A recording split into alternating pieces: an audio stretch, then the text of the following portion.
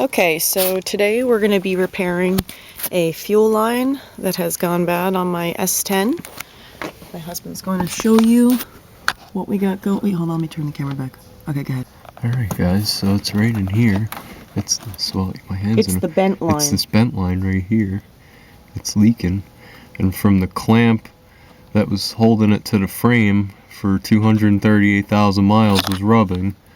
All three lines are rubbing together, and one of the lines wore through, so it's got a couple pinholes on it, causing a pretty nasty fuel smell when you're driving it. So it's in a really tight spot, and the shop wanted over $1,000 to fix it, which kind of exceeds the value of the truck, but she's still got some life left in her, so we're gonna run a new fuel line on her ourselves for a lot cheaper than $1,000. So tell everybody else what we're going to be doing as far as the line goes, because this is a 5-hour job in the shop if you were to remove the engine and alternator and stuff to work around that line.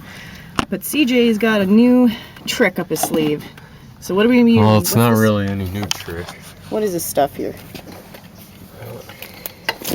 This stuff here is copper line. It's it bends really easy. And people usually use it for brake line and stuff, but we're gonna, since it's in a tight spot, we're gonna use it for fuel line. And instead of using the actual fuel line, because it's made of steel and it doesn't bend as easily for the area we're working, this is gonna be our fix. And then he's gonna slide that over it with the compression fittings.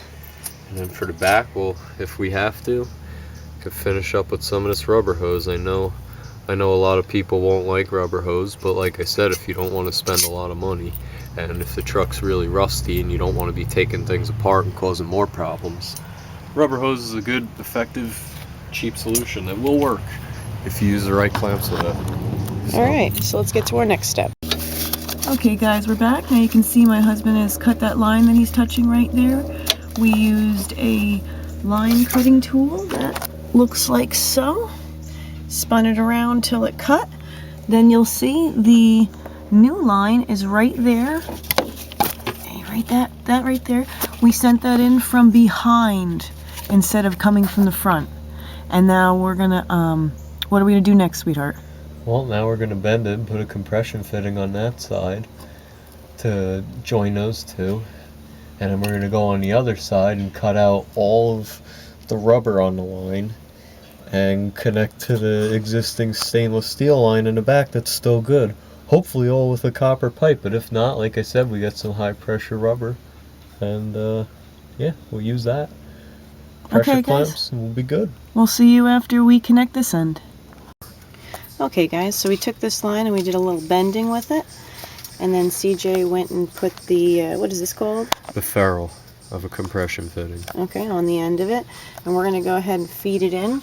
And that's going to go in and be our new line from the other one that we cut. So we'll see how that goes in. The bending was kind of hard. We did end up having to make an extra cut because the first one I bent, I actually kinked it, as you can see right here. So trying to get that perfect S shape. So we're going to get that in now. Okay, now as you can see, we've taken those two pieces and we've connected them. That's this wire right here. That's the connector fitting. So now we're going to go to the back rear portion of the vehicle, where my husband is assessing how he's going to connect that line.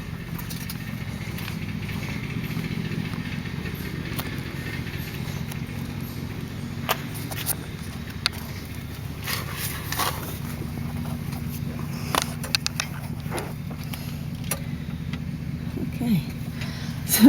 So basically we're going to cut it up here somewhere. Because I mean, it's a little rusty here, but it's not too bad. So I mean, we could do it back here.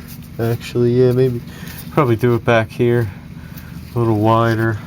Although if I do it up here, I could use all copper line, which would be really ideal instead of using a rubber line too. So I'm gonna cut it, see what happens. I think we'll be good connecting it right there. Alright, so we're gonna do that step now. Okay, so we thought it was stripped, but it wasn't. We just had to realign it a little bit. So this is obviously the rusty one is my old line. This line here is the new line. We're gonna start it up and see if it drips. You wanna go ahead and do that, sweetheart? I'll stay here and see what happens. No, I wouldn't. No, you wouldn't. Okay, I'm gonna get the hell out. Moment of truth.